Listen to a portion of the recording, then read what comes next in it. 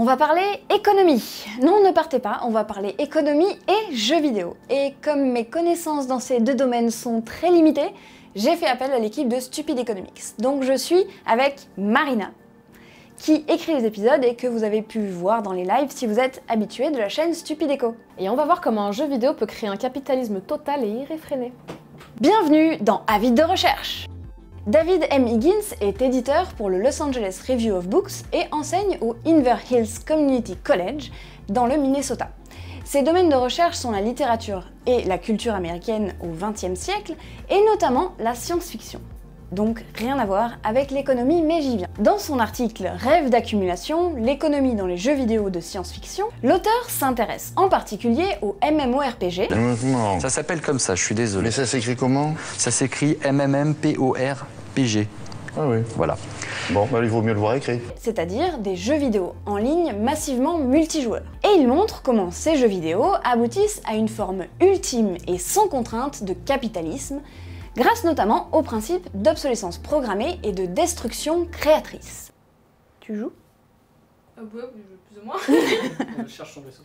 Le consumérisme et l'argent dans les jeux vidéo, ça n'est pas nouveau. Depuis Pac-Man qui mange des gommes à volonté et Mario qui récupère un tas de pièces en allant sauver Peach, on arrive aujourd'hui à des jeux avec des systèmes économiques élaborés au centre du gameplay. L'auteur prend comme exemple deux jeux dans lesquels on arrive à un super capitalisme sans limite. World of Warcraft et EVE Online.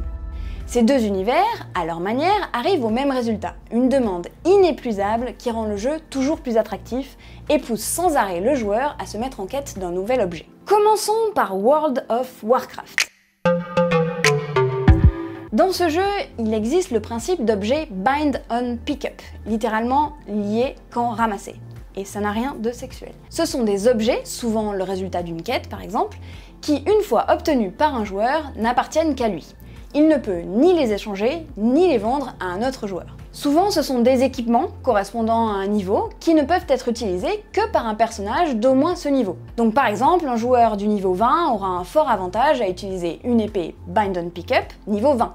Mais au fur et à mesure que le personnage monte en niveau, cette épée deviendra de moins en moins utile. Le joueur devra alors soit acheter une arme plus basique, soit faire de nouvelles quêtes pour trouver une arme Bind on Pickup d'un niveau plus élevé. Le principe de base derrière ces objets qu'on ne peut ni acheter ni vendre facilement est donc assez simple. Il assure la rareté des récompenses, mais aussi l'équité dans le jeu, puisque seuls ceux qui ont fait le boulot nécessaire pourront récolter la récompense. En gros, zéro piston. On s'en fout que tes parents soient niveau 50, va falloir que tu fasses ce donjon comme un grand si tu veux ton épée.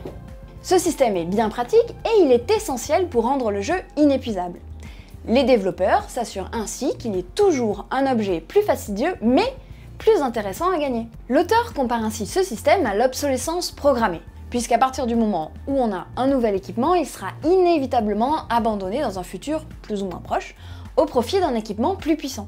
En 1954, le concepteur industriel américain Brooks Stevens a popularisé l'expression d'obsolescence programmée en la définissant comme le fait d'instiller chez l'acheteur le désir de posséder quelque chose un peu plus nouveau, un peu mieux et un peu plus vite que nécessaire. C'est bien ce qui se passe pour les objets Bind on Pickup de World of Warcraft.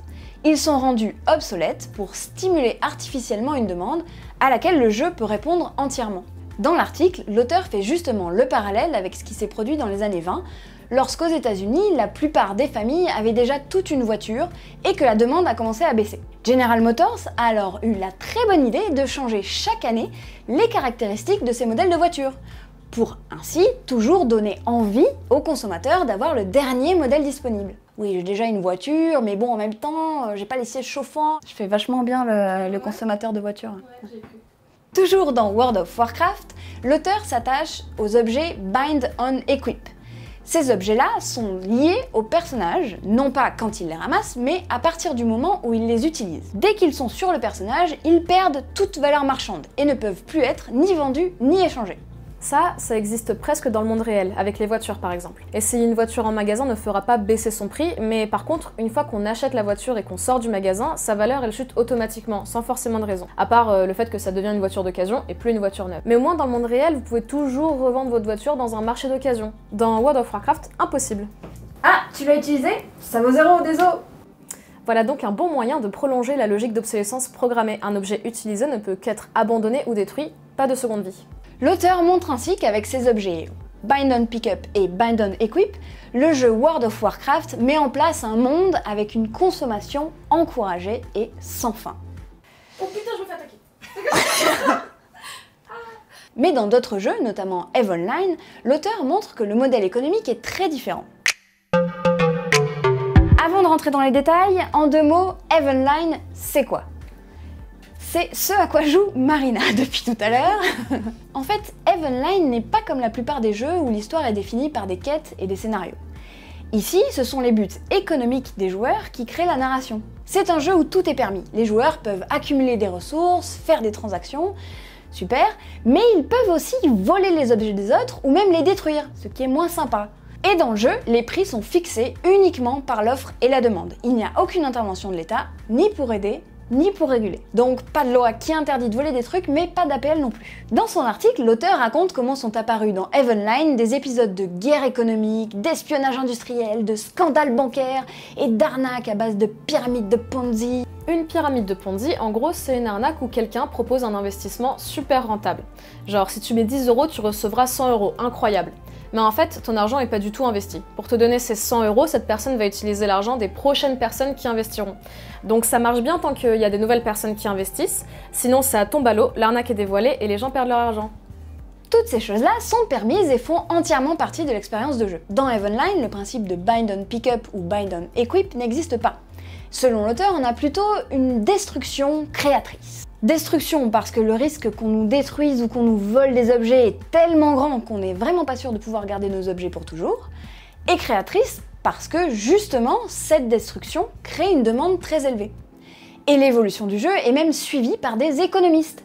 Ils étudient le système économique du jeu et conseillent les concepteurs et les programmateurs sur les conséquences de certaines extensions ou de certaines mises à jour.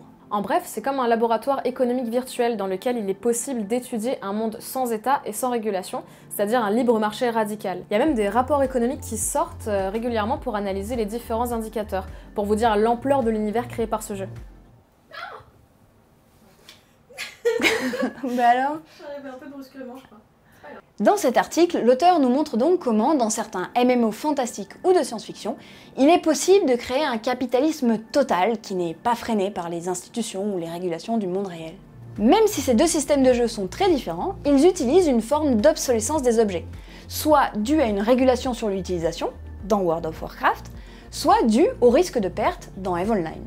Tout cela pousse le joueur à consommer sans fin de nouveaux objets qui vont inévitablement devenir obsolètes. Ce sont des jeux qui n'ont pas de fin, pas de conclusion finale, et selon l'auteur, ils offrent une vision rêvée du capitalisme. Des consommateurs qui consomment sans fin, sans exiger une satisfaction ultime et qui acceptent de perdre ce qu'ils viennent d'obtenir.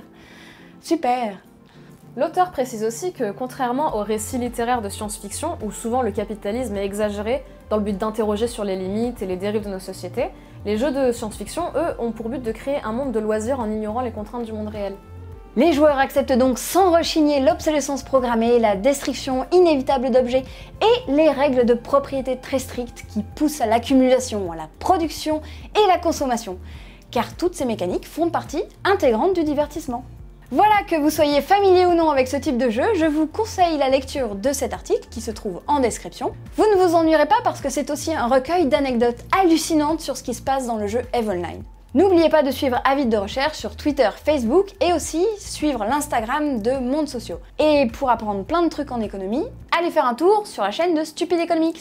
Et moi je vous dis à dans un mois pour un nouveau sujet. Un nouveau sujet.